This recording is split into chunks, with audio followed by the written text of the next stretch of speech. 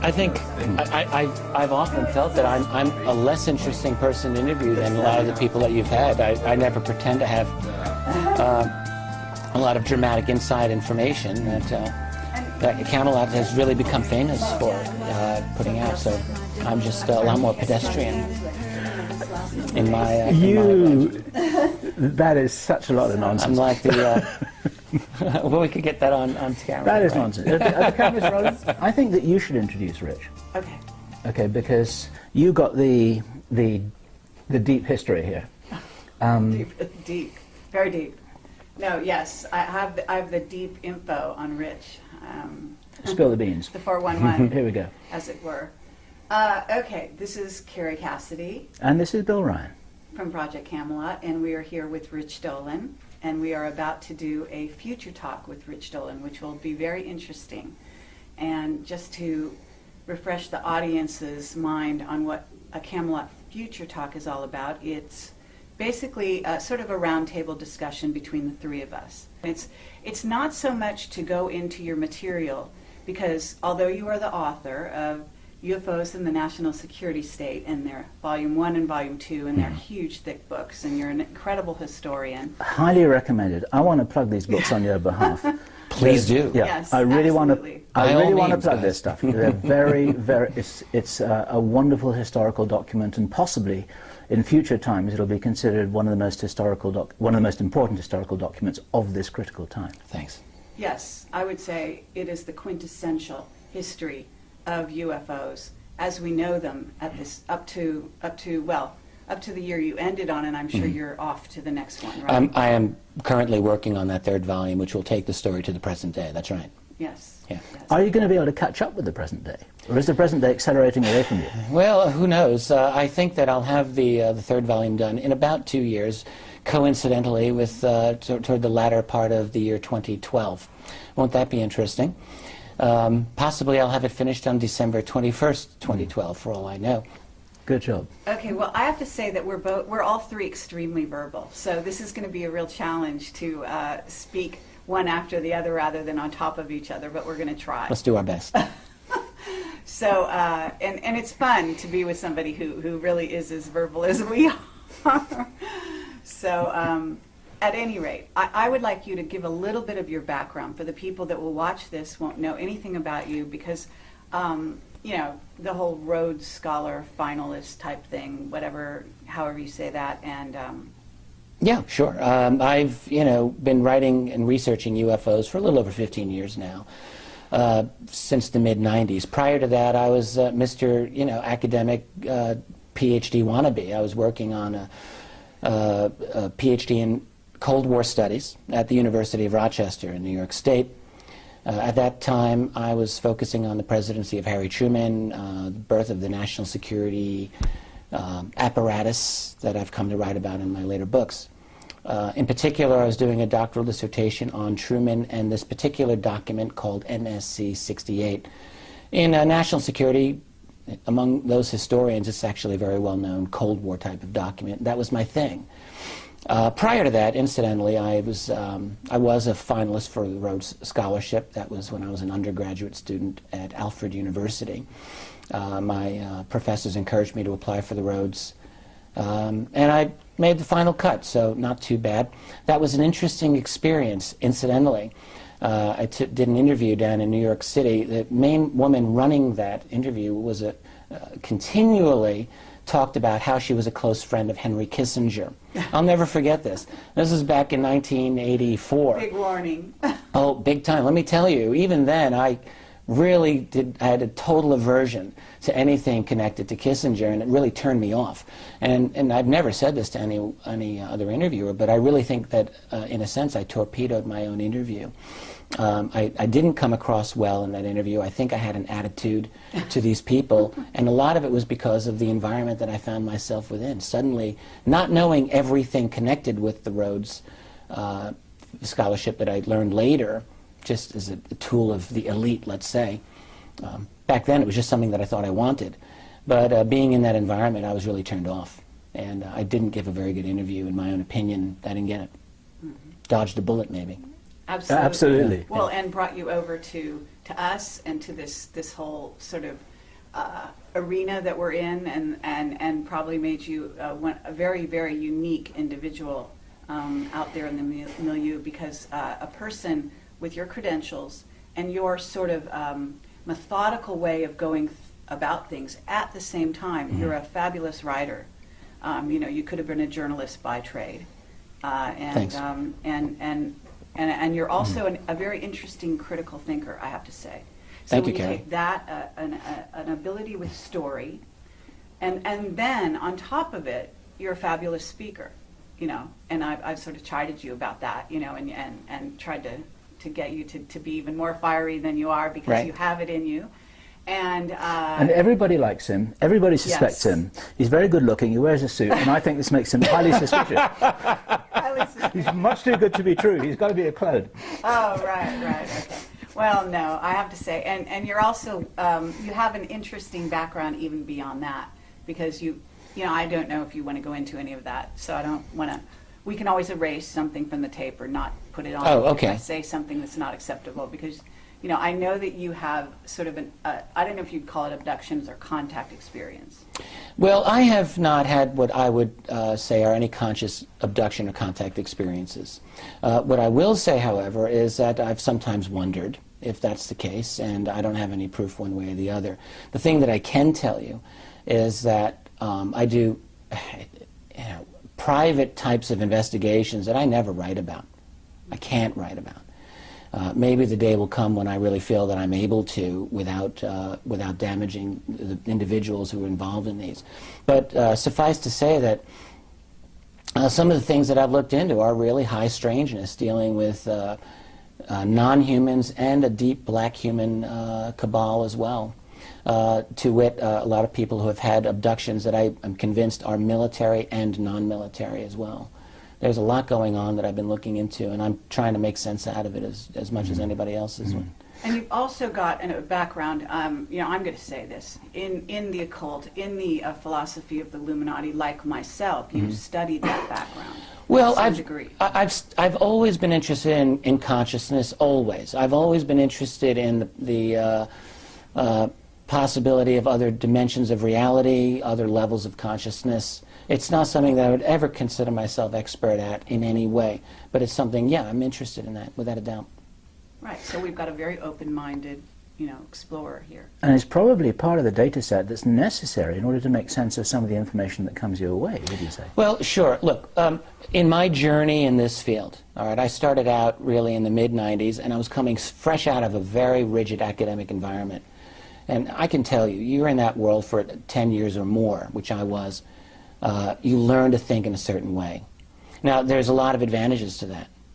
In terms of writing history, it's very, very helpful to maintain a lot of intellectual discipline over your subject matter so that you can present it in a way that's reliable and that can appeal to a lot of different people. On the other hand, that type of training doesn't really make it easy to get into some of the more difficult to quantify elements of what we deal with, you know, in terms of UFOs and ETs and dimensions, all right? So what I've noticed in my own life over the last 15 years of doing this is we all are on our own journey. Now, publicly, I always try to position my writing and myself in such a way that I can reach out and talk to mainstream people. If I were interviewed by someone on NBC, I feel like I could do it, and I could speak that language. Because after all, look, everyone doing this field, we're part of a spectrum, and we all have our own audience that we have to deal with. And everyone's got something to contribute in that regard. And so if I'm able to speak in some way positively to a mainstream or to someone who's outside of our community, well, I think that's a good thing. However, the longer you stay in this field, all right, the more obvious it is that this is a messed up, strange field. It would be like if I were to just stick to little nuts and bolts, you know, sighting reports. It would be like going to this beautiful beach with this huge ocean and saying, yeah, I'm going to go feel the water for a while, and I go out and get my toes wet. And then I walk back and say, okay, I'm done. I mean, without just going for a swim. At a certain point, you got to swim in the water. And so I feel that I've done that. So, which is to say that, yes, I've encountered a lot of things that are very, very bizarre, that have challenged my own conception of what is real. I'll give you one example, and it's something that's second nature to probably you and many people listening, is simply the mental connection between people and these other entities, these other things. How many times is it that we come across a case where someone will say, I had this urge at 2 o'clock in the morning to sit up in my bed and look out my window, and I did, and there was this orange glowing ball out there. So what does that tell us? Well, it tells me that there's a telepathic connection between us and them, whatever them happens to be. And this is a very important part of it. In other words, our consciousness, our minds are a very important part of what's going on here with this phenomenon. Might be the most important part. It might be, yeah, yeah. Our minds, maybe our souls. There's a lot of strange stuff going on here, and I happen to believe in this enigma called the soul. I didn't always, but I do. And I think that it exists. When this body of mine dies, when your body goes and decomposes, there's going to be a part of you that remains, that non-local part that the ancients called it the soul. I think it exists, and I do believe, this is only my opinion, I don't know this for sure, that these other beings that are here interacting with us on this plane of existence, they know about that. I would it's of say, interest to them. I would say there's overwhelming circumstantial evidence to suggest that that's the accepted reality out there, and we're just kind of waking up to this possibility. Yeah. And you feel, this is a question, the statement is a question, you feel that you've got to be kind of cautious about those suppositions because you have got kind of always one potential foot in the NBC interview camp. You know, it's like you've got to be careful about what people are hearing you say.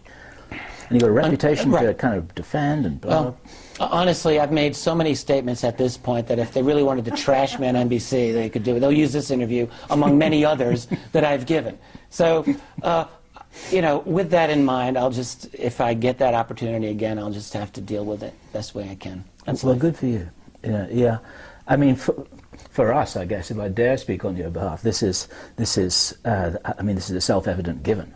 You know, I've met so many people, myself included, who have vivid memories of past life recalls. These aren't inventions. You know.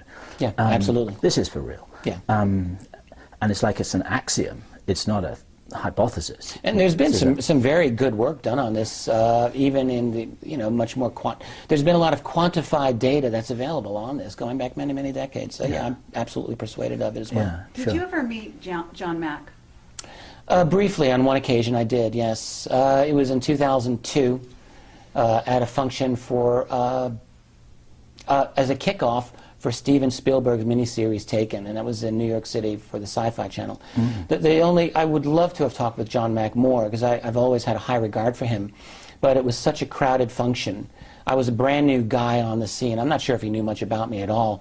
Someone shoved me in front of John Mack. There's all of these other people around. And I chatted with him briefly, and we were very polite with each other. But I don't think I made much of an impression one way or the other on John Mack. I would like to have had a chance to have talked with him, and unfortunately that never happened. It just might interest you to know that the book he was working on before he died had to do with consciousness. So that it all comes back to consciousness, ultimately. And I find that with researchers in this field, that you go out, you do all your, you kind of drill down in different areas that interest you, maybe nuts and bolts even, but ultimately it comes back, to consciousness and to what, the heart and the mind and the spiritual aspect of what we're really interacting with. If I can just jump on top of what you just said here, I totally agree. I find that in my own life, every year or two, I'm reinventing my own paradigm of what is reality, and I'm expanding my own consciousness. So you go into this field thinking reality is this one thing, and then suddenly things don't fit, and you go, and there goes that layer of reality, and that might work for a little while, and then a year or two goes by, and you think, no, this isn't right, and we go deeper and deeper. I'm not done. Yes. I'm pushing 50 now, and I'm still doing this, and I think that's the best thing. The number one best thing about having gotten into a field like this is that it has challenged my understanding of what reality is. Whereas, honestly, I think most people, they hit the age of, say, 30 and they're done. They've spent the rest of their lives filling in the blanks of what they think they know. Let me give you my own perspective on this, because just over dinner I was talking to some people about collecting the jigsaw puzzle bits. Okay, it's not a metaphor. And you're trying to make it fit into the picture that you think is on the box. You haven't actually seen the picture, but you've got an idea of what you think it probably looks like. And they don't fit. You try and force it to fit, and if you're honest, they won't really fit. And then the picture's got to get bigger and bigger and bigger. And this picture is pretty darn big, and you can't throw out any of the pieces. And what kind of goes with that is something to do with intellectual honesty of research, which is that you have to go where the data leads you. Exactly. And I understand, I really understand, as a kind of student of the human condition like you are, that some people don't want to do that. It's too uncomfortable, it's too inconvenient, it's too embarrassing, and sometimes it's really unpleasant. And we found ourselves following this data trail to places, it's like, I don't even like what I'm looking at here. I don't want it to be true. Yeah. I don't like this nasty, icky stuff. But my God, maybe it's real. We can't discount it. And this is the kind of thing which you're touching on in what you were saying just then, isn't it? Yeah, it's you know, I find myself in a position of almost walking a tightrope in the sense that I'm trying to gather together evidence in a way to present it to a world in a way that's understandable, comprehensible. And so I'm always in a situation of what do I include and what do I leave out. I want to include everything that I think is valid. Certain things that I'm presented with I don't think are always valid, but then later turn out to be maybe valid partially. And it's hard always to know at the time what to work with and what not, and that's a messy business. Let me say that your presentation yesterday, I guess it was excellent. Thanks. And I think that this talk that we're having here can also touch on some of those subjects. And and I'd love to kind of go down some of those roads with you. Absolutely. Because, you know, you're dealing with Camelot, and we are on the, in many ways, from many people's points of view, the far reaches of the fringe. Although we have a very large audience, surprisingly, even though we do go out to the That's fringe. right, yeah. So we allow in, and especially me, even between the two of us, I think in some ways, like my window, my whatever you want to call it, is just really very, very open to all kinds of things. So if somebody approaches me with a story, no matter how outlandish it is, I'm going to consider it. I'm going to listen. Now, that doesn't mean we're going to publish it, but that's where our discretion does come in. And I'm sure you have the same issue, where a story comes to you, a witness, even maybe more than one, talking about a phenomena like the reptilians, for example. Sure. And then you can either throw it out and just close your mind and say no, or in our world, what we agreed to do was to get the truth out, whatever the truth is. Now we have to investigate it, we have to entertain it, we have to allow for it in a very wide way. That means that we're talking about, as you said, other dimensions. We're talking about time travel. We're talking about stargates. The fact that we might have gone into Iraq because of the stargates, okay, because of the Stargate there. That it wasn't the oil, it was the Stargate. That's a very real, at least for me, that's a really very real hypothesis. Okay. And it's been substantiated by a number of sources for me and for us. And there's more. I mean, you know, there's a lot more. And so I'm wondering, because as you go into the next volumes, you're going to have to, in my view, this whole, it's kind of like it starts out like this rather narrow, and even for you as a historian, it actually widens, because human consciousness is becoming like that. In other words, the paradigm, even for these sort of masses out there, has become wider as we've left the 50s, if you will. At least in terms, you know, I understand where you're coming from. Things from that perspective. Well, the way that I would deal with any of these topics of the last 20 years, which is which is going to be the content of the final volume of UFOs in a national security state, my methodology is not going to change, in the sense that I will work off of as reliable a body of evidence as I can. But that doesn't mean that I'll avoid certain topics just because they're uncomfortable for me to deal with. And so I'm very interested in asking and dealing with some of these very controversial ideas, and to look at them fairly. And just because there's not hard evidence to support it doesn't mean that I don't think it may be true. In my last volume of history, I let a lot of stuff hang out. And I don't feel the need. It's not my job as a historian to take my gavel and pound the desk and say, that's true and that's BS. I don't have to do that every time.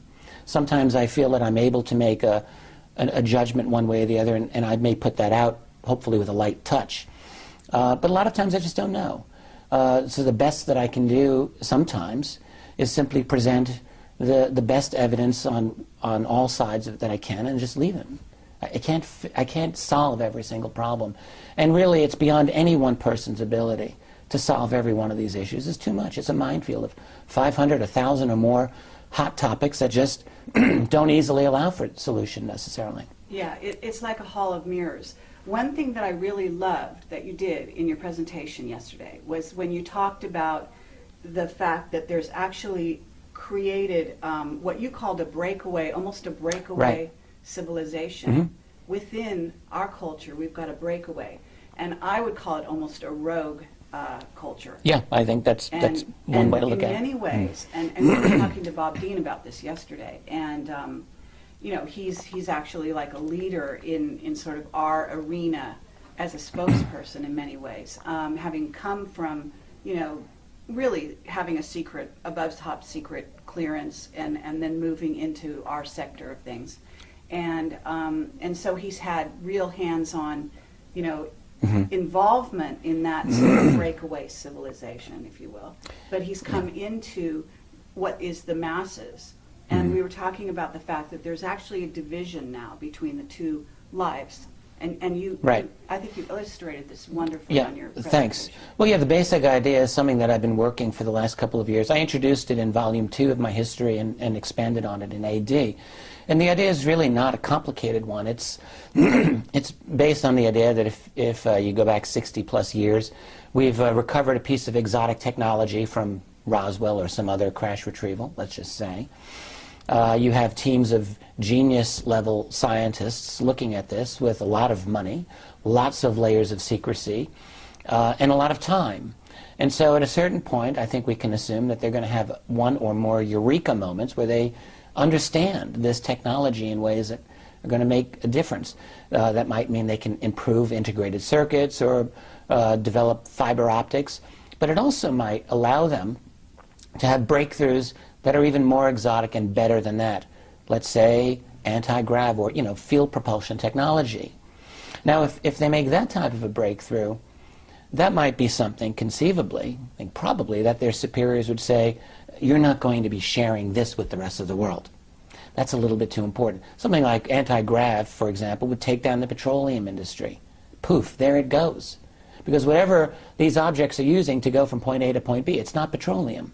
So that by itself is a world changer, and it would be withheld, of necessity, in the opinions of those people managing this secret. They're not really out looking for the betterment of humanity as a whole. That's a little bit too grand for their scheme. What they want to do is maintain their position vis-a-vis other players. So what would happen then? Let's say that you make a breakthrough in the 1960s on field propulsion, and you start to develop your own fleet of flying saucers. Well, the way science works, of course, is that it doesn't just go at a linear thing. It's exponential. It builds on itself.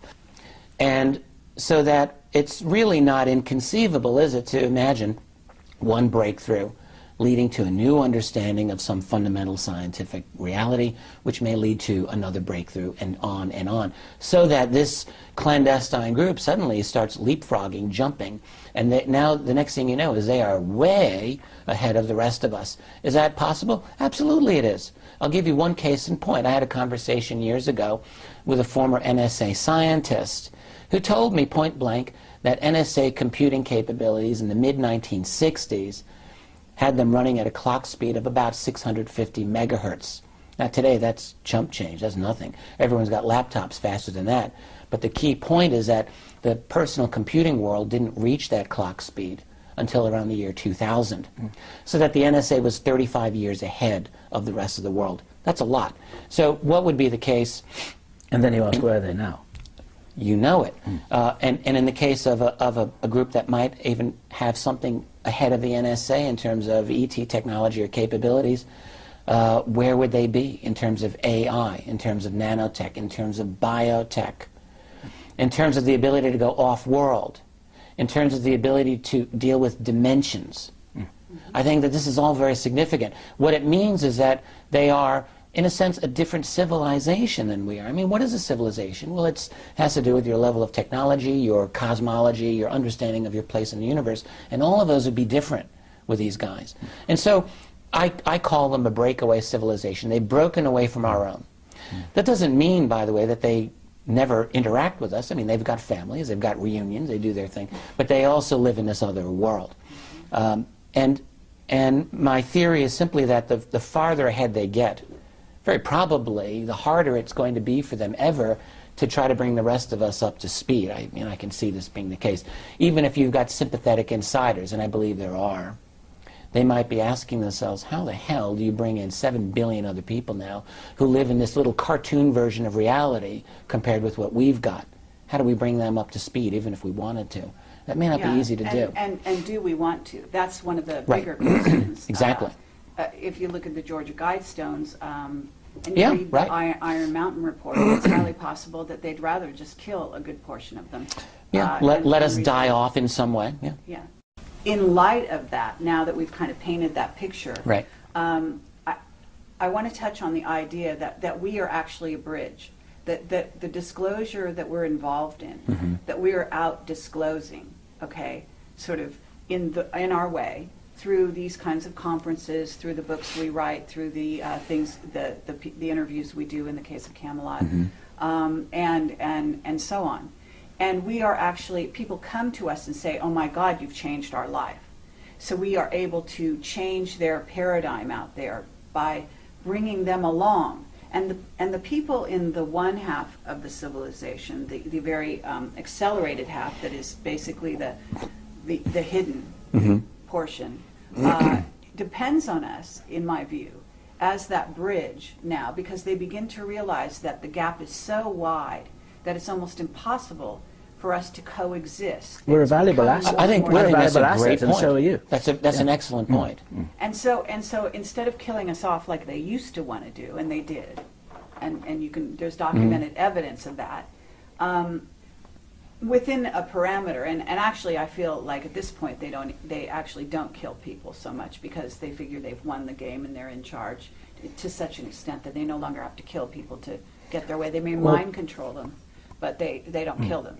So ultimately what they're doing now is using people like us to bridge that gap, to begin to bring disclosure of what they've got going on, so they have leaks down to us. Along those lines... Let me jump in as well. Please, go right ahead. Sorry. Yeah. Now, I'm going to infuriate you by... I'm not reinterpreting what you're saying, but I'm putting it in a metaphor. And it's a metaphor that I really, really love.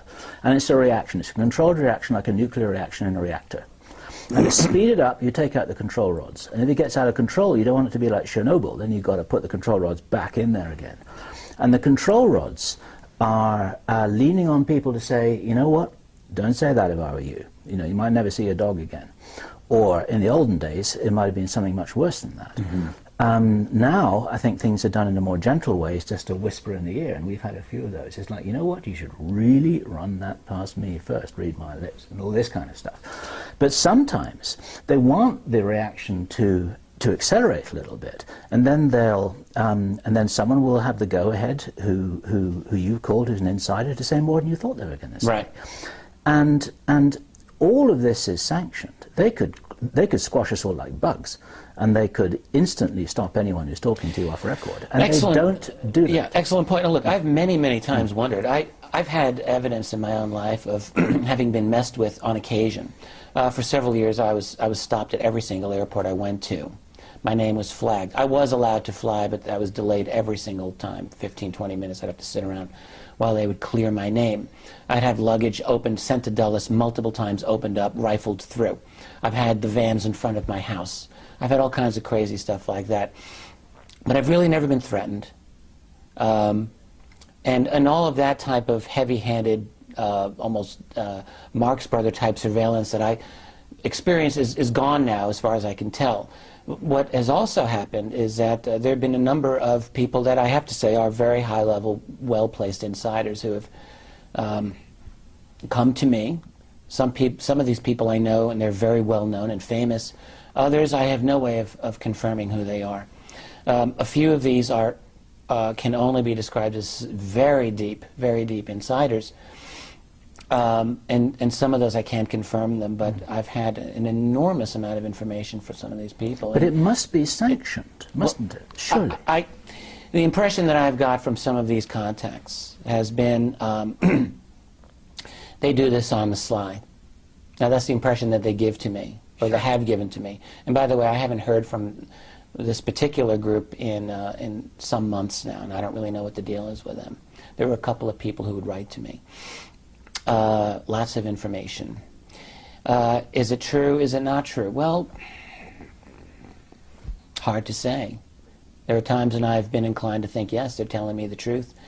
It's also a possibility to wonder if you've been taken for a ride, and so I've got to be careful.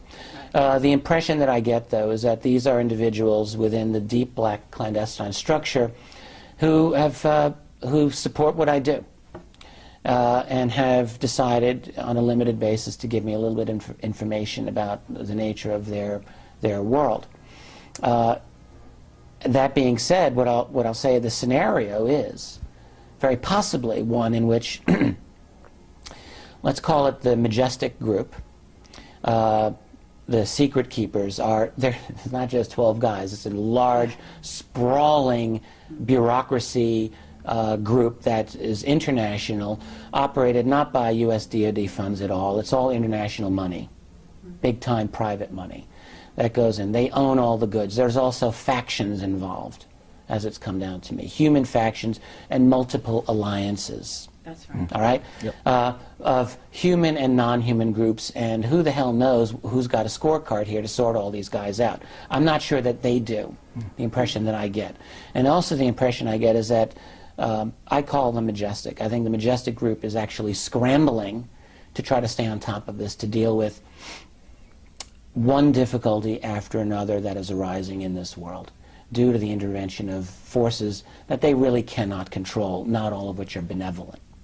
This is the impression that I'm getting. Sure. So that there's a kind of forces, war going on. Yes. Forces, entities, groups. Interests. Absolutely. Not all, they don't even know, it's possible they don't even know that these are extraterrestrial. I think they're dealing in some way with dimensional forces, dimensional groups. And again, look, this is just how it's been presented to me, and I don't know for sure that this is true. It's just some possibility that I'm looking into.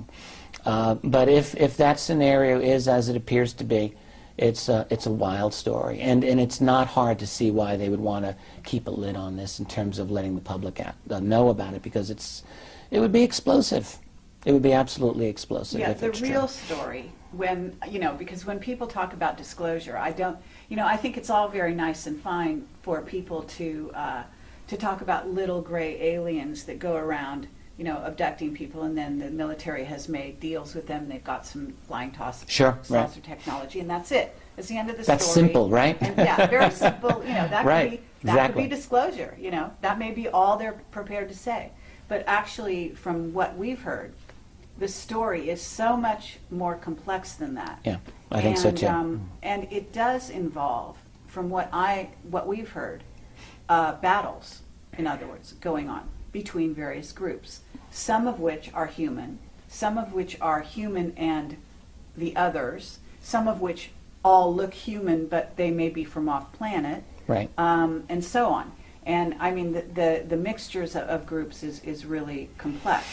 And there are also aspects where they may not have all the information themselves, they may have unanswered questions, they may not understand it, they may be freaked out. And one of the problems with the so-called presidential press conference where he spills the beans is it's pretty hard for the president or for a five-star military general to say, well, you know what, that's a good question, and gee, we just don't know the answer to that. I agree. One of the points that I've tried to make regarding disclosure is, first of all, look, I am and am not a disclosure advocate. I mean, in a way I am, and in a way I'm not. I know full well that disclosure is going to be very messy, and as I've been lately saying, a very unsatisfying proposition. and it's not going to be fun. Having said that, I think, as I've often said, it's a paradox. It's impossible, but it's inevitable. It's impossible in the sense that the people who've got this secret, I see no motivation at all on their part for giving it up. Why would they? A, you've had this secret in your possession for a lifetime. That's difficult to explain to the world right off the bat. Then you've got the whole tech issue involved. You know, what do you have? What toys do you have that the rest of us don't have? There's going to be a lot of public anger. Then you've got the economic financial picture in which you're replacing petroleum. Because look, after there's a disclosure statement, it's going to take all of 5 minutes for someone to put together the fact that these things don't need petroleum. So what are we going to move on to next? And then there goes the petroleum industry. Just for starters. So what's going to happen? The order of the day is going to have to be stalling for time. Has to be. And so in other words, disclosure is not the end of the game here. The disclosure is the beginning. Exactly. It's the opening shot in the next battle for truth. A president will, let's say it's a president, is going to say, yes, apparently there are others who are here and not all of these objects are ours. Well, then what? How do you deal with abductions? That's going to be really not fun to talk about.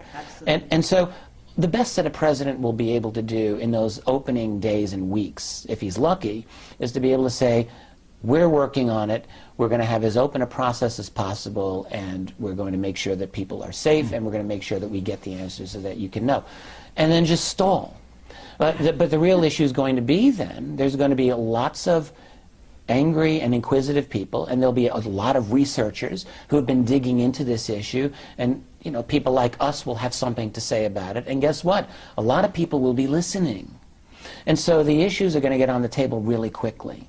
Sure. And sorting it all out is going to be a massive battle royale, and we'll also be possibly in a very unsatisfactory position of being able to know for sure that there are other beings that are here, but not being able to just pull them and put them on a podium and subject them to questions in a Camelot interview. Wouldn't it be great to have one of them on here? That may not be possible.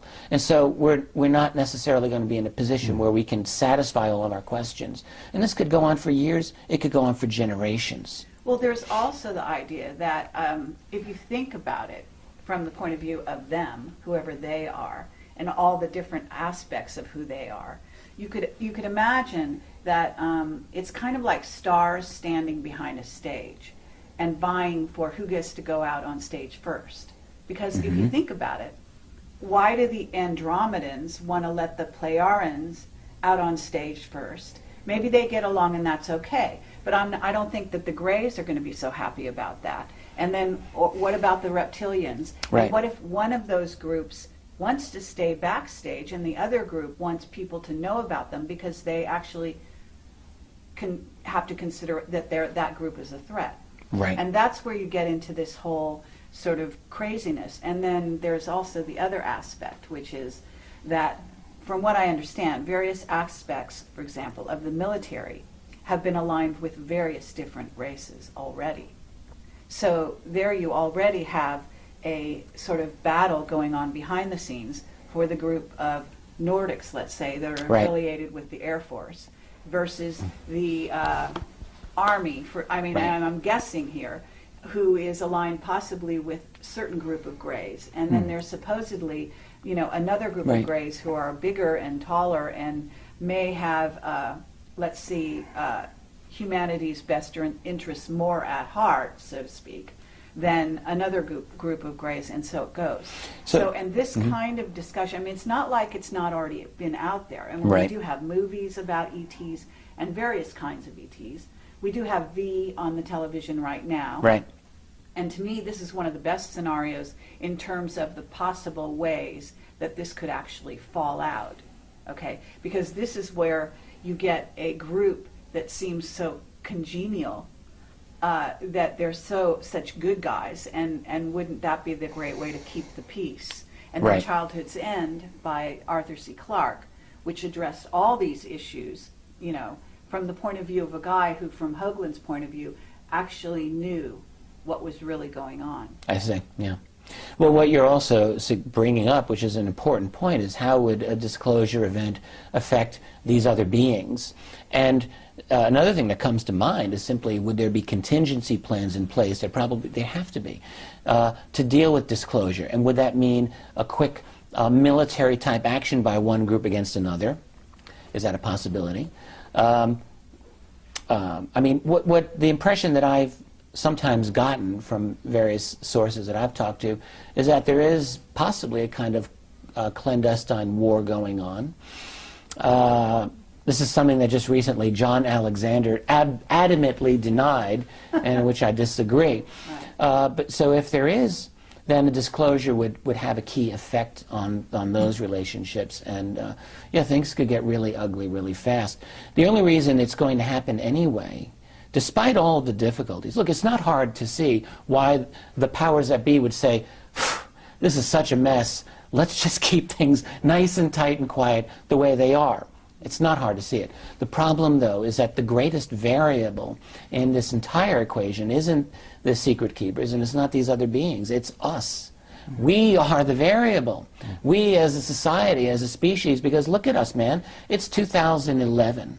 It's not 1991, and it isn't 1971. We are going like this, right. All right? And what are we going to look like in another 20 years? 40 years?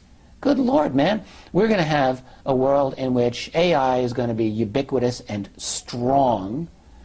Computing into, your personal computer might have an IQ of 500 or 1,000 for all we know. And it won't need coffee to get its mojo going in the morning. And it won't need sleep.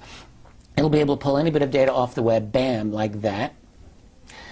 We ourselves may have nano chips implanted to enable us to communicate with the web. What are we going to be like? And then there's biotech in general, genetic modification. In that scenario, in that world, all right, here's the thing that's become very obvious to me. These other beings, see, they've got to know this. They know that we're about to leap right into their world. Absolutely. And so that they've got to be interested in us supremely right now, knowing this. And so that we're going to be in the position within 20 years, I think it has to be the case, where we're going to have this capability of detecting just exactly who they are. I almost can't even begin to imagine how crazy the world of the next 20, 30 years is going to be, with the reality of a non-human presence interacting with us, with a greater understanding of dimensionality than we do today, with greater capabilities in our own selves and with our tools like computers in understanding this. It's going to be crazy. Okay. Let me ask you the kind of question that I would have loved to ask if you were able to take questions after your presentation. And I'm not a negative guy, and I'm not a devil's advocate by natural persuasion, but some people watching this would want us to ask these questions. Okay. Is it possible that the level of complexity that we could be crashing into could be another whole level of deception, like the kind of macro scale version of the military saying, you know what, those Roswell, it was top secret crash dummies, that kind of thing. There are various ways that this could happen. So, well, can you be more specific? So, like, what kind of scenario are you referring to? Okay, right. Okay. If I was a Pentagon general with a really nasty, controlling, evil intention, I would think, you know what? The best way to break this to the world is in a crisis footing where people are so panicked and so freaked out that they're not going to ask the smart questions. They're going to be worried about their survival. Okay. Hence, you end up in the whole Project Bluebeam situation, right, where you get a War of the Worlds situation where you got these aliens coming down, shooting people up, whether it's real or not, and suddenly the reality is disclosed because it's all over the television screens, or you've got the Independence Day stuff with the big ships, whether they're real or not. Right. But no one's asking these questions, which in peacetime, as it were, we have the liberty to ask, because people are thinking, my God, we're pleased we've got a strong military that's able to save us against this stuff. No one's asking the smart question. Well, look, we live in a world of false flags. We all know about 9/11. We know about a whole bunch of other things. Remember the anthrax scare? Gee, wasn't that interesting? We live in a world in which we are lied to and manipulated. And so in terms of scaring the hell out of the public in order to create a global fascist state, is something that we have to be very vigilant about. I agree with this. And it also solves the problem. It solves the disclosure problem, you see. Well, sort of. It does and it doesn't. I mean, in terms of Bluebeam, I just want to point out, I did some investigation of Bluebeam as well. There was supposed to be a Bluebeam event, if you recall, on October 13th. I know it's nonsense. Yeah, it was nonsense, yeah. And I said so long before it happened. So did we. Good. The origin of the Bluebeam theory was from a guy named Serge Monast, and you know, I looked into his background, and the fact was, it's just a load of nonsense, in my opinion. But the theory, as a tactical device to use, it makes strategic military sense that some people might do this. Surely. The question is, you know, getting the details right. So you're going to have to convince the world that there is a hostile alien threat, and they're about to get us. So you're going to have to come up with, presumably, documents. You're going to have to come up with ETs. See, part of the problem is going to be convincing the scientific community about this. All right? And no matter how you put out the disclosure, there's going to be an issue of persuading, say, the National Academy of Sciences, which is a very, very, to call them skeptical on UFOs is a gross understatement. But putting the ships above, you know, all the major cities around the world would kind of close that statement. So which ships? Holograms that are so persuasive. But you wouldn't even.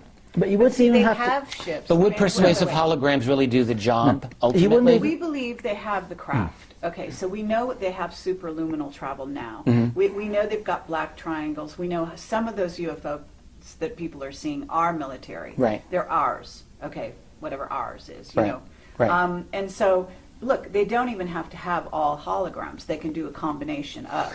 And the thing is that I agree with you in the sense that I've always said this. In fact, if they do attempt a Project Bluebeam type invasion scenario with the craft that they have and some holograms and so on and so forth, that ultimately the real guys are going to have a say in that scenario, because they're going to say, well, wait a minute, dudes. We are real, and exactly. we're going to come down and actually have a counter. All of this is predicated. Message. It's all predicated on the fact that these other beings are not going to do a thing about it. Right. Seems to me, and that's taking a mighty big risk. Because they're so involved right now. I mean, if we, you know, we're in this sector where we're getting disclosure and we're getting witnesses that are having contact constantly. Not only people like us, but possibly yourself. But certainly many, many people that attend these conferences, and many that don't. People that write to us every day. Every single day, I get emails. All the stories. You wouldn't believe it. It's amazing. You know, I had one woman just come up to me yesterday and say, you know, from Puerto Rico, and say she has a crystal child and that we saved her life because of an interview we did. Because her child was able to see, documented on on the screen with us, what he was seeing in his real life, and he was having trouble living in that sort of mainstream paradigm in which the world we talk about doesn't exist. So, I mean, that's what we're dealing with. We're dealing with ETs that are actually, they are involved not only with our military, but with us. The way they're involved with us, in some cases, is much more secretive in many ways than even what we understand from the military, because we hear that, you know, Dan Burish says he's working side by side with them, and we've got Henry Deacon who said the same thing. We've got, you know, Bob Dean saying they're walking the halls of the Pentagon. The easiest way for the ETs to influence our society, whatever their intentions are, however many different groups are involved, is to incarnate as us and then play the game from within. I think that's actually, I believe that's what's been happening. That is happening as well. You know, if any of us were non-human looking ETs and we were interested in this society down here and we would want to influence it, well, you'd either want to put your people, get some of those people to work for you, or you would create your own, or you would somehow work to infiltrate that society and manage it, so that when it gets to a point where it might be a real pain in the neck for you to deal with, you're in a position where you've got influence with it, or control over it. Your own team on the ground. Right. You've got a whole bunch of sleepers. And I think that this is absolutely a real possibility. Absolutely. You know, figuring it all out is going to be a very difficult situation. The one thing that I tried to do in writing this book, by the way, is to show, yes, there's the possibility of these very, very bad scenarios taking place. I tried not to avoid any of that. But I wanted to I wanted to show that it is possible to see that there's a better way here, that there is a better possibility for our species and our society. So in other words, let's look at the political upshot of a disclosure process. It could be a fascist police state. Right now there's a battle in the world about that going on. We all know it. And that battle is going to amplify, I think, after disclosure. But it doesn't have to go all one way. And we're seeing this now in the actions of the Arab people in the Middle East. We can see that change happens fast, and that there is such a thing still as people power in this world.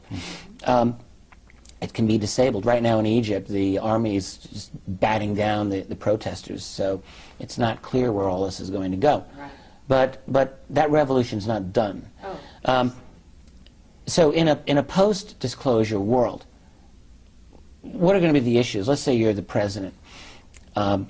Is it possible that that person, despite the fact that he was put into power by the Bilderberg elite groups, Illuminati, okay, put right into the White House, is it possible that that individual might have a moment where he sits down or she sits down and decides, we have a possibility here for something really positive, in which he or she may want to take on, A, the black budget clandestine breakaway group that has managed this.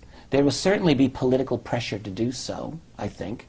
It seems to me that people are very instantly going to be wanting to know how you've kept this secret in place. The structure of secrecy, unless the fascist state comes down, boom, like one heavy curtain, there's going to be a lot of discussion about this structure of secrecy. And there's going to be a lot of angry people. And a president or any leader is going to have to deal with that. And unless he starts shooting everyone all at once, there's going to have to be political, a way to deal with this politically. And so there will be, very possibly, some serious, deep investigations that are held publicly. And a president will have a chance, I think, to take a very courageous decision and to gain control over, in the United States, of the U.S. system of government away from these black budget clandestine groups and to find out where they are, where the money is, what the programs are, at the same time of fighting another battle. And this other battle will be to coordinate internationally, globally, I would like to see, an open process of cooperation to enable the nations of the world to transition, A, peacefully to a new form of energy, a post-petroleum world, and then B, to find a way to collaborate to meet the challenge posed by these other beings, whether positive or negative in intention. I realize that's asking a lot.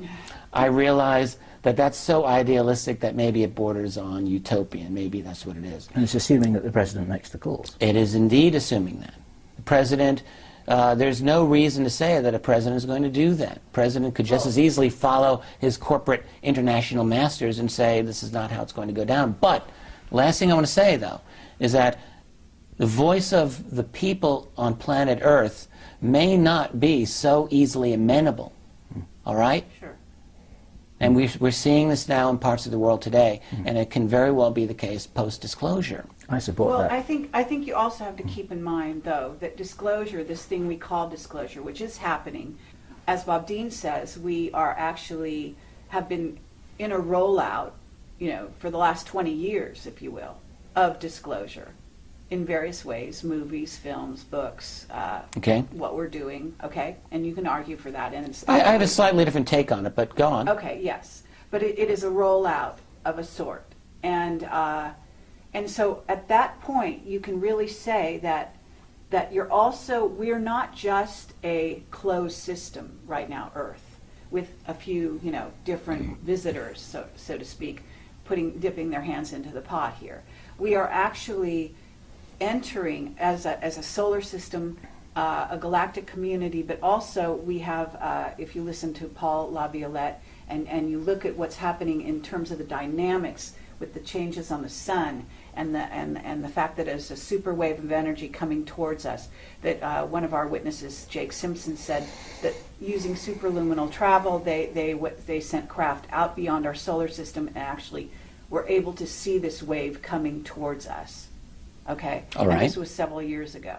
So at this point, you could assume that it's almost here. The changes on all the planets in our solar system are well documented at this point by Hoagland and Wilcock and other people scientifically.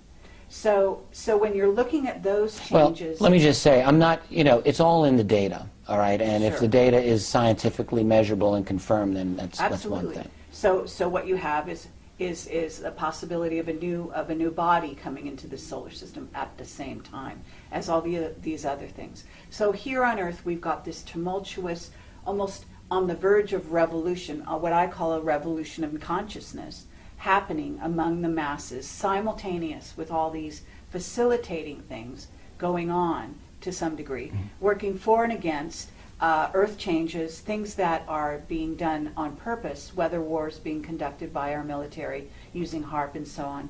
There's lots of evidence of that. And so that scenario is not simple in terms of just, well, you have a president sitting here looking at the playing field and saying, well, wait, stop there, and let's talk about this.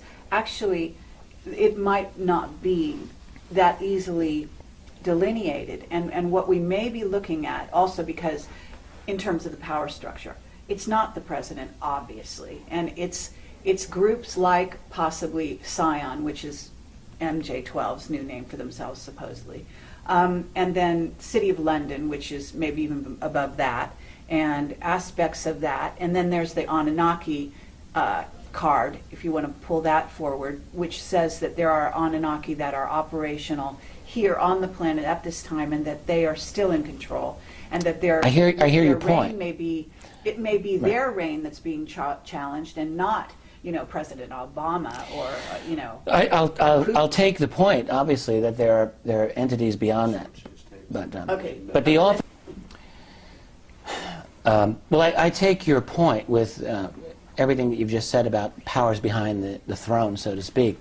But I would still maintain that within the office of the U.S. presidency, there are still legal powers that this individual has that would enable him to make a difference.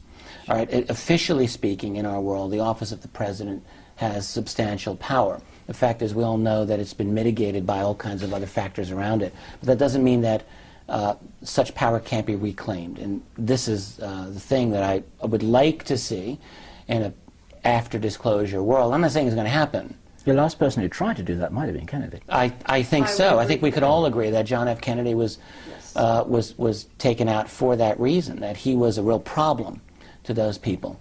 But it doesn't mean that a future leader won't have a moment of courage and a moment of insight and make a decision to say, let's do this the right way. Let's do this for the betterment of the human species. Why should we ever rule that out, especially if there's a large global movement among the people to do that?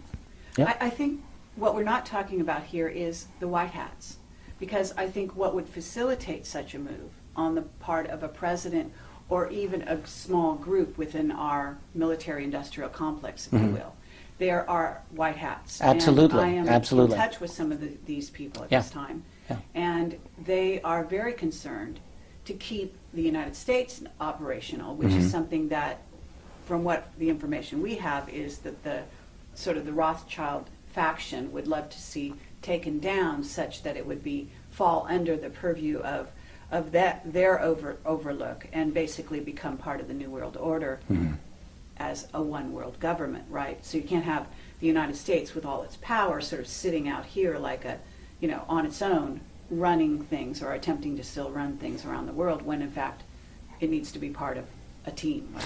Well, I think to a large extent the U.S. has been brought into that. But the white hats do indicate that they still have something worth fighting for. Yeah, sure, that's sure, not done. sure.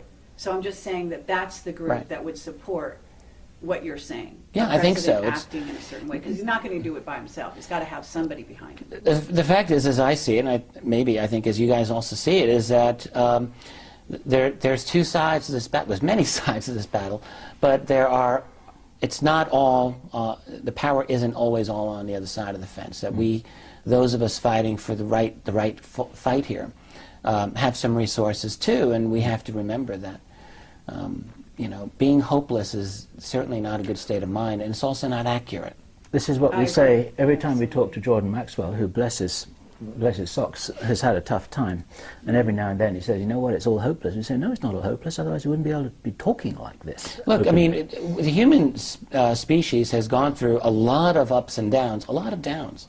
We've had all kinds of crises throughout our history: famine, deaths, injustice, crashing down of empires, barbarian invasions, and all of this.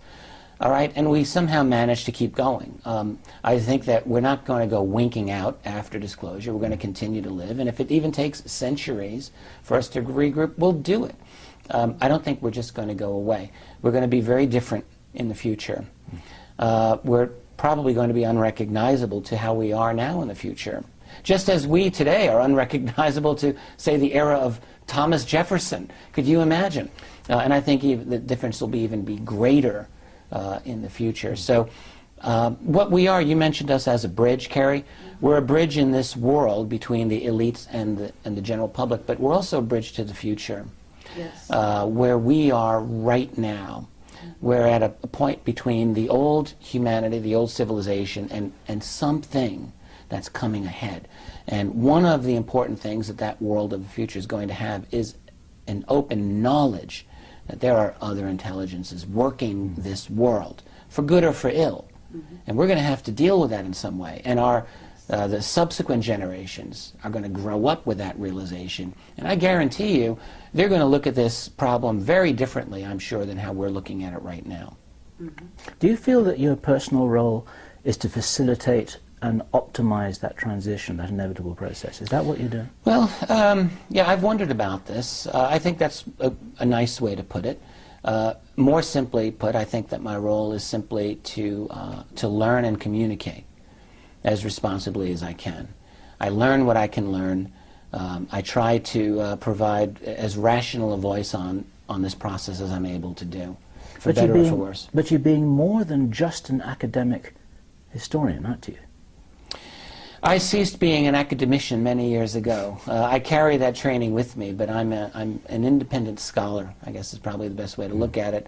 And yeah, look, I agree. I think that what I would like to be in my heart of hearts is someone who can really help and make this a better world, not a worse world, and to transition us to as good a place as we can be in the future. One of the team of midwives of the birth of a new world. I like the way that sounds, yeah.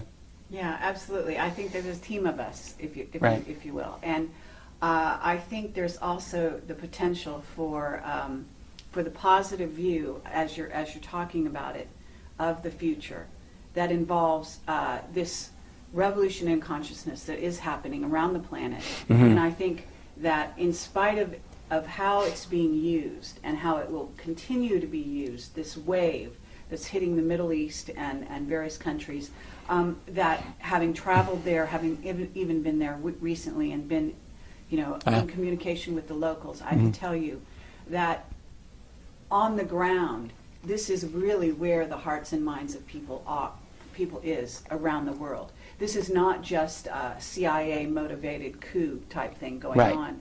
This is real. And it's as sure real, seems like that to me, absolutely. In the streets of Egypt as it is in Jordan and so on. And we travel constantly as you do often. And I have to say that's for sure. Yeah. Now, at the same time, there will be an effort to twist some of these things around, just as there has been with the WikiLeaks, for example, saying, he's on the payroll of this one or that one. Oh, yeah.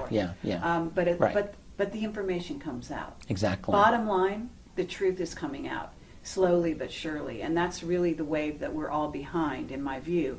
And I want to say that at some point, and it may be happening now, I'm beginning to think that call them the power elite, call them, whoever they are beginning to turn to us to begin to be the sort of not only the bridge, but also the communicators between them and the masses. I mean, us all. Yeah, but what I mean is that us in the sense of I don't mean us, Camelot. The alternative I mean media. us in terms, yes, in terms of the ones that have been willing to go out on the limb early on, you know, sort of being at the avant-garde, being at the forefront of some of the changes and the willingness to entertain that. At the same time, we can actually provide, I think that there's a dialogue that can start to happen, if you will. Well, there's another way to look at this, because speaking totally for myself, I can tell you, no one ever encouraged me to take this path that I've taken. This is something I've done on my own. I've never gotten encouragement from the Rockefeller or Rothschild clique.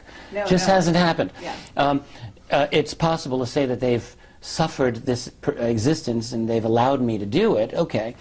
But what I think is actually happening, and this gets me back to a point you mentioned Bob Dean earlier, and I love and respect Bob. I think the world of him. But it's a very commonly held opinion that Bob shares, and I'm not sure I agree with, which is that this elite is promoting a kind of openness to this reality through popular culture and popular media. I'm not discounting it, but what I actually see is this change is coming from the bottom up, and that those people who are involved in media are increasingly seeing that this is what people are interested in, and they're responding to that. That's what I think is actually happening. And again, let's take a look at WikiLeaks as a phenomenon. WikiLeaks is possible because of the age of the internet. In the same way, these radical changes we're seeing, almost every single thing that we're seeing, honestly, in my view, is because of the existence of the internet. What we've experienced in the way of our ability to communicate, it's exponentially greater than anything possible before 1990. And that is what is driving this change in consciousness. Suddenly, we're all able to talk to each other. That's right. Around the world. And that's driving the change. And the guys at the top, I think, have been struggling in a way to maintain control over this situation. And I think they continue to try to do so. Some of them may have decided that for people like ourselves who are trying to get the proper word out, they may be thinking, yeah, it's possible that we let them do their thing because ultimately it's necessary. But I can tell you for my part, I've never gotten any active encouragement or money, which would wasn't for anything like that. Yeah. But I understand where you're coming from. Right. We've actually had our lives threatened. So anything but encouragement, that's right. You know, at least Exactly. from our point of view. But what I'm saying here is that I think what I sense is the tide is going to turn in that regard. And also, what has happened with the media, for example, with Spielberg and so on, there is evidence that these people have been approached by people in power to steer their message, to encourage them along certain lines where they wanted it to go. And I'm talking major mainstream media. They're not encouraging in us. Spielberg's case, I mean, I've wondered about this, and my question would simply be, what's this man's message? If you look at the movies and projects he's done, he's all over the map. He's had E.T. the Extraterrestrial, he's had Close Encounters of the Third Kind, happy, positive E.T. message. He's had Taken, nasty. He's had War of the Worlds, that's even nastier. So right. if there's a message that this guy is supposed to be putting out, what is that message? All right, other than to say that there's ETs here, big deal. All right. But that may be part of it. I mean, you know that, I mean, look, they do Isn't it nothing more? but Isn't it possible something though? positive with something negative. It's basically how they manage the message. Isn't it They just as wanna keep the possible though, confusion. Carrie? Isn't it just as possible that Spielberg is a guy who's genuinely interested in this topic and is exploring different facets of it, as any intelligent person might do over the course of 30 years. I'm not saying he's not got no relationships here, but you know, when you look at Hollywood, let's look at something going back in history like the Robertson panel of 1953, and this is a CIA panel, and it was very, very clear among those guys that they were going to work with Hollywood, among other agencies, to guide public opinion on UFOs. But to what purpose? To debunk and discredit it. That's what they were going to do, to disable this whole topic. And there is evidence that the Robertson panel was in effect through the 50s and 60s, very possibly beyond.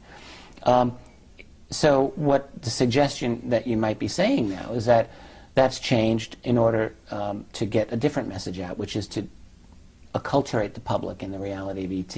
I guess it's possible. But I'm not seeing a lot of hard evidence for it. Okay, well, I think the hard evidence is everywhere. I mean, I think every movie you see, and I'm sort of a rabid sci-fi fan, so I see it everywhere. Yeah, but isn't it just Messages as are likely there. the possibility that they're responding to obvious public interest in But this it's topic? both, don't you see? Yeah. It's both. Yes, In other words, the people it's both. It's have, from the top down it's the same and from thing the that's bottom happening up. in Yeah. Egypt with the revolution. Yeah. That, you know, the place was like a tinderbox. People wanted freedom. Right. That's there. That's real. It's the same thing with the understanding of these people that are writing screenplays, that are public, you know, making movies. Right. They have a passion for the subject. Absolutely. Okay. It's a real passion. Okay. But you can't discount the fact that the powers that be, at this, mind control is a huge portion of what's going on now. Yeah, with regard to the powers that they have. Well, yeah, actually, I mean, I shouldn't really be arguing it this strongly, because I do agree that, you know, if you have the annual Bilderberg meetings, obviously one of the things they're going to want to do is to ask, how do we manage public opinion here and there and there and there? And so they're going to have thoughts about They doing want to this. steer it. They'll want to. How good they are at steering is another matter, and I would Yeah, submit very good point. that the internet has allowed them not to steer it with the control that they wish to have. Absolutely. In other words, I agree with you completely there. Yeah. I think the internet has allowed them to surveil us completely. Right. But at the same time, it's given us incredible power because we are, as you say, able to talk to one another across the world. Absolutely. And get information everywhere. Exactly. And the power behind information, and in essence, truth, when it is contained in information, is like a spark that goes out and spreads around the globe. Yeah. And Yeah. basically becomes a fire in the hearts of the people. Okay, to get poetic about it. I love that phrase, yeah. So what I would say is, yes, I think the future is wide open. I think the powers that be, regardless of their ET connections even, are completely aware that they are losing their grip as we speak. And it's like a cauldron that's beginning to boil over. And I think that they're grasping at straws to try to pull it back in. But I don't think they're ever going to be able to do that. And that's what we're banking on because, Yeah. you know, that's what we do. We're trying Right. to wake people up. And it's just the act of waking up that makes every human being able to connect with that Yes, whole world. and you just made me remember what I wanted to say, so thank you. And it's the whole concept of consciousness. And incidentally, when I spoke at Awake and Aware, a conference in '09, I absolutely loved the title of that. And I've always appreciated your tagline on your emails, Awaken the Dreamer, all right? Because I also feel that most of us, to varying degrees, go through our lives kind of a sleepwalking our way through. And our ongoing struggle is to wake up, to become conscious of everything that's going on around us and inside us.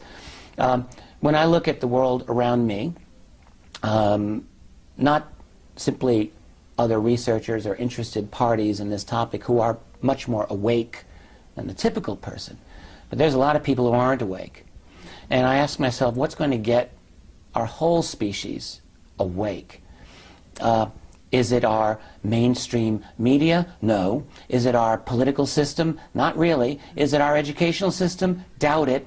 And so there's really no structures in place, really, that are going to get us there. But there's a couple of things that can do it. The shock of learning that there are other beings interacting with us is going to spark 6 to 7 billion people to sit and look and ask themselves a simple question: have I been wasting my whole life? Because there's going to be evident, strongly obvious, that there are other beings operating at a different level of consciousness than we are. And people are going to realize, holy crap, I've got the opportunity to rethink my whole worldview, my whole life. And that is an opportunity for humanity to really move to a truly higher level of consciousness, to understand what it is we are and our place in the universe. And that can ultimately be the thing we absolutely need. Absolutely.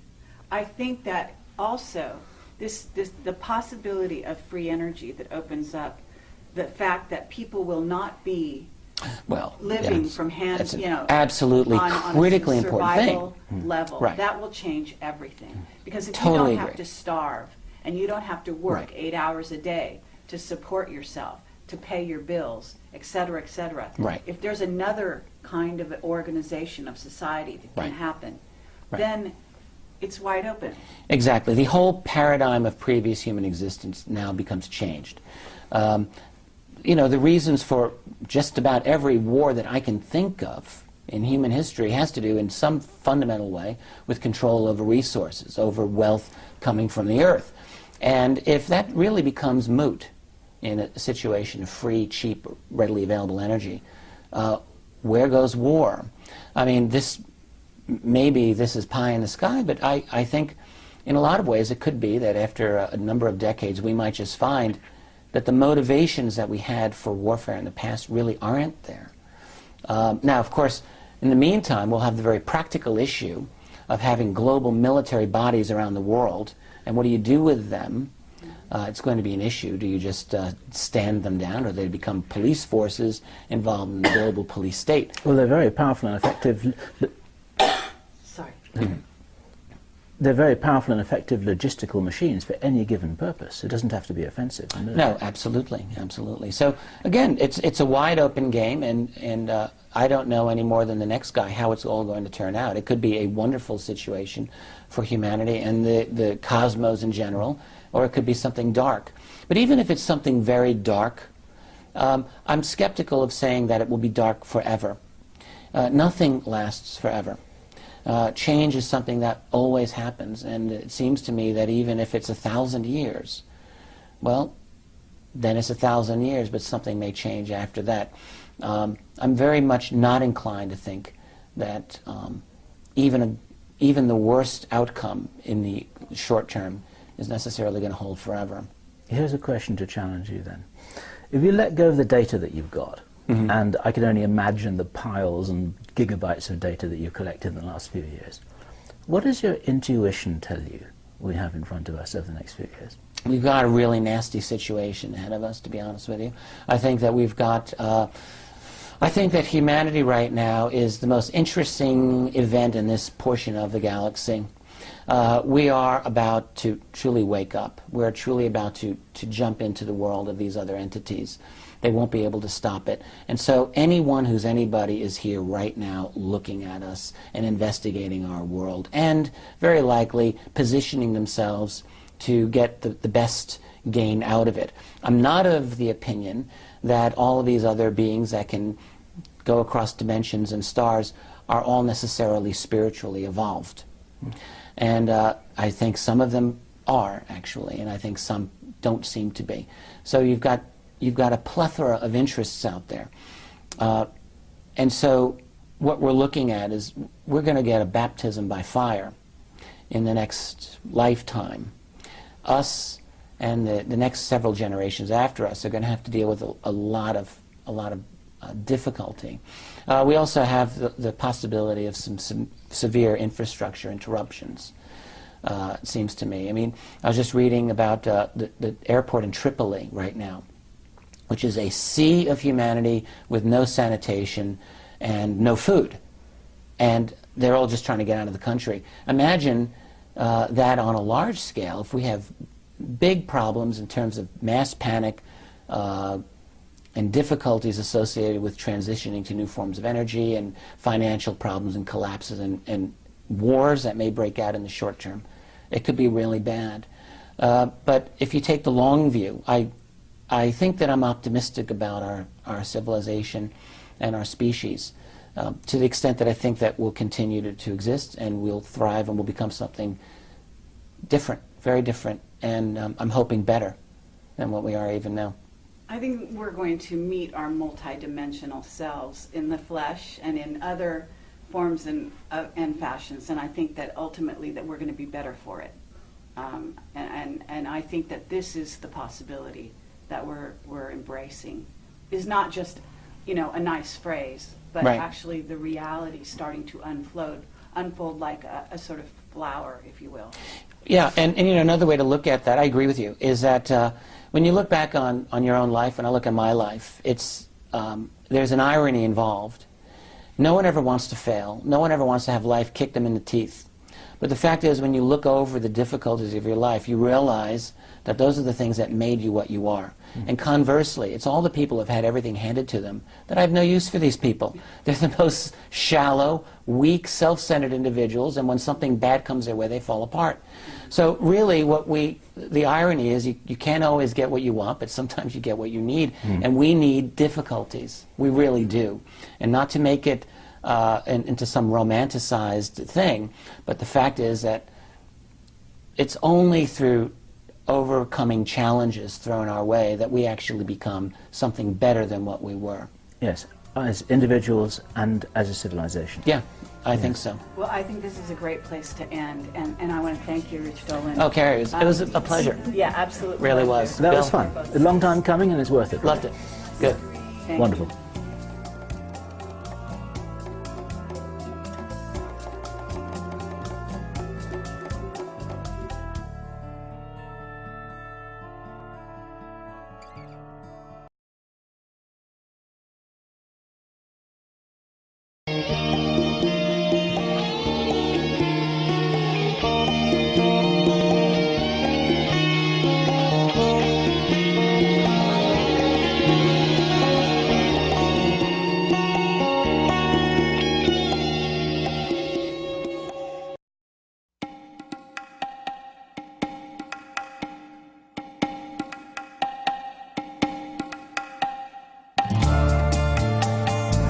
I think I've often felt that I'm a less interesting person to interview than a lot of the people that you've had. I never pretend to have a lot of dramatic inside information that Camelot has really become famous for putting out. So I'm just a lot more pedestrian in my that is such a lot of nonsense. I'm like the well, we could get that on camera. That is right? nonsense. Are the cameras rolling? I think that you should introduce Rich. Okay. Okay, because you got the deep history here. Deep, very deep. No, yes, I have the deep info on Rich. Spill the beans. The 411. Here we go. As it were. Okay, this is Carrie Cassidy And this is Bill Ryan. from Project Camelot, and we are here with Rich Dolan, and we are about to do a future talk with Rich Dolan, which will be very interesting. And just to refresh the audience's mind on what a Camelot future talk is all about, it's basically sort of a roundtable discussion between the three of us. It's not so much to go into your material, because although you are the author of UFOs in the National Security State, and they're Volume 1 and Volume 2, and they're huge, thick books, and you're an incredible historian. Highly recommended. I want to plug these books on your behalf. Please do. Yeah, Yes, I really want to. absolutely. I By really all want to means, plug guys. this stuff. They're very, very. It's a wonderful historical document, and possibly in future times it'll be considered one of the most important historical documents of this critical time. Thanks. Yes, I would say it is the quintessential history of UFOs as we know them at this up to the year you ended on, and I'm sure you're off to the next one, right? I am currently working on that third volume, which will take the story to the present day. That's right. Yes. Yeah. Yes. Are you going to be able to catch up with the present day, or is the present day accelerating away from you? Well, who knows? I think that I'll have the third volume done in about 2 years, coincidentally with toward the latter part of the year 2012. Won't that be interesting? Possibly I'll have it finished on December 21st, 2012, for all I know. Good job. Okay, well, I have to say that we're all three extremely verbal, so this is going to be a real challenge to speak one after the other rather than on top of each other, but we're going to try. Let's do our best. So, and it's fun to be with somebody who really is as verbal as we are.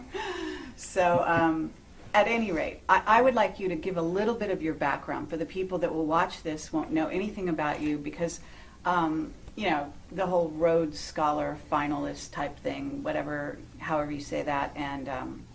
Yeah, sure. I've, been writing and researching UFOs for a little over 15 years now, since the mid-90s. Prior to that, I was Mr., academic PhD wannabe. I was working on a PhD in Cold War Studies at the University of Rochester in New York State.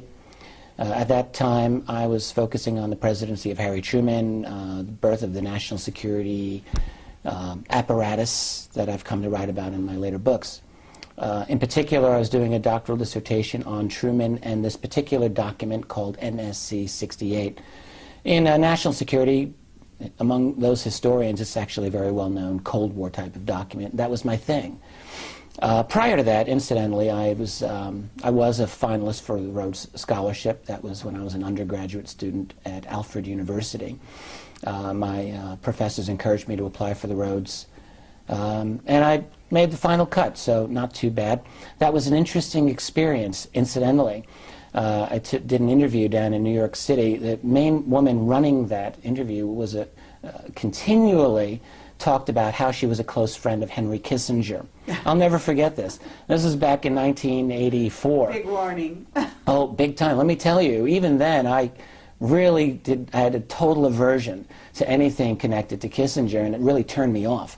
And I've never said this to any other interviewer, but I really think that, in a sense, I torpedoed my own interview. I didn't come across well in that interview. I think I had an attitude to these people, and a lot of it was because of the environment that I found myself within. Suddenly, not knowing everything connected, or swim. At a certain point, you got to swim in the water. And so I feel that I've done that. Which is to say that, yes, I've encountered a lot of things that are very, very bizarre, that have challenged my own conception of what is real. I'll give you one example, and it's something that's second nature to probably you and many people listening, is simply the mental connection between people and these other entities, these other things. How many times is it that we come across a case where someone will say, I had this urge at 2 o'clock in the morning to sit up in my bed and look out my window, and I did, and there was this orange glowing ball out there. So what does that tell us? Well, it tells me that there's a telepathic connection between us and them, whatever them happens to be. And this is a very important part of it. In other words, our consciousness, our minds are a very important part of what's going on here with this phenomenon. Might be the most important part. It might be, yeah. Our minds, maybe our souls. There's a lot of strange stuff going on here, and I happen to believe in this enigma called the soul. I didn't always, but I do. And I think that it exists. When this body of mine dies, when your body goes and decomposes, there's going to be a part of you that remains, that non-local part that the ancients called it the soul. I think it exists, and I do believe, this is only my opinion, I don't know this for sure, that these other beings that are here interacting with us on this plane of existence, they know about that. And it's of interest to them. I would say there's overwhelming circumstantial evidence to suggest that that's the accepted reality out there. And we're just kind of waking up to this possibility, and you feel, this is a question, the statement is a question, you feel that you've got to be kind of cautious about those suppositions because you have got kind of always one potential foot in the NBC interview camp. You know, it's like you've got to be careful about what people are hearing you say. And you've got a reputation to kind of defend and blah, blah. Honestly, I've made so many statements at this point that if they really wanted to trash me on NBC, they could do it. They'll use this interview among many others that I've given. So, you know, with that in mind, I'll just, if I get that opportunity again, I'll just have to deal with it best way I can. That's well, life. Good for you. Yeah. I mean, for us, I guess, if I dare speak on your behalf, this is a self-evident given. You know, I've met so many people, myself included, who have vivid memories of past life recalls. These aren't with the Rhodes scholarship that I learned later, just as a tool of the elite, let's say.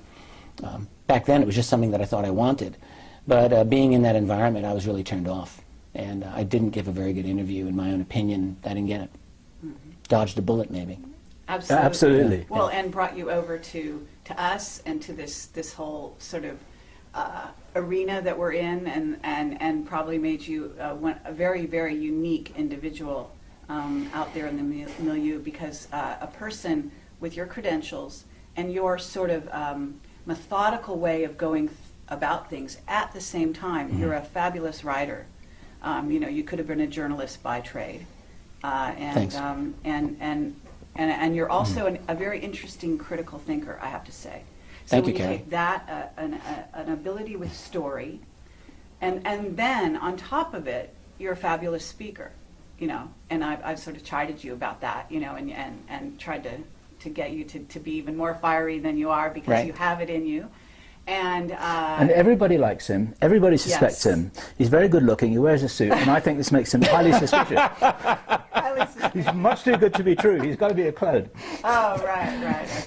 Well, no, I have to say, and you're also, you have an interesting background even beyond that, because you know, I don't know if you want to go into any of that, so I don't want to. We can always erase something from the tape or not put it on. Oh, okay. If I say something that's not acceptable, because, you know, I know that you have sort of an, I don't know if you'd call it abductions or contact experience. Well, I have not had what I would say are any conscious abduction or contact experiences. What I will say, however, is that I've sometimes wondered if that's the case, and I don't have any proof one way or the other. The thing that I can tell you is that I do private types of investigations that I never write about. I can't write about. Maybe the day will come when I really feel that I'm able to without damaging the individuals who are involved in these. But suffice to say that some of the things that I've looked into are really high strangeness, dealing with non-humans and a deep black human cabal as well. To wit, a lot of people who have had abductions that I am convinced are military and non-military as well. There's a lot going on that I've been looking into, and I'm trying to make sense out of it as much as anybody else is. And you've also got a background, you know, I'm going to say this, in the occult, in the philosophy of the Illuminati, like myself, you've studied that background. Well, to some degree. I've always been interested in consciousness, always. I've always been interested in the possibility of other dimensions of reality, other levels of consciousness. It's not something that I would ever consider myself expert at in any way, but it's something, yeah, I'm interested in that, without a doubt. Right, so we've got a very open-minded, you know, explorer here. And it's probably part of the data set that's necessary in order to make sense of some of the information that comes your way, would you say? Well, sure. Look, in my journey in this field, all right, I started out really in the mid-90s, and I was coming fresh out of a very rigid academic environment. And I can tell you, you're in that world for 10 years or more, which I was, you learn to think in a certain way. Now, there's a lot of advantages to that. In terms of writing history, it's very, very helpful to maintain a lot of intellectual discipline over your subject matter so that you can present it in a way that's reliable and that can appeal to a lot of different people. On the other hand, that type of training doesn't really make it easy to get into some of the more difficult to quantify elements of what we deal with, you know, in terms of UFOs and ETs and dimensions, all right? So what I've noticed in my own life over the last 15 years of doing this is we all are on our own journey. Now, publicly, I always try to position my writing and myself in such a way that I can reach out and talk to mainstream people. If I were interviewed by someone on NBC, I feel like I could do it, and I could speak that language. Because after all, look, everyone doing this field, we're part of a spectrum, and we all have our own audience that we have to deal with. And everyone's got something to contribute in that regard. And so if I'm able to speak in some way positively to a mainstream or to someone who's outside of our community, well, I think that's a good thing. However, the longer you stay in this field, all right, the more obvious it is that this is a messed up, strange field. It would be like if I were to just stick to little nuts and bolts, you know, sighting reports. It would be like going to this beautiful beach with this huge ocean and saying, yeah, I'm going to go feel the water for a while, and I go out and get my toes wet. And then I walk back and say, okay, I'm done. I mean, without just going for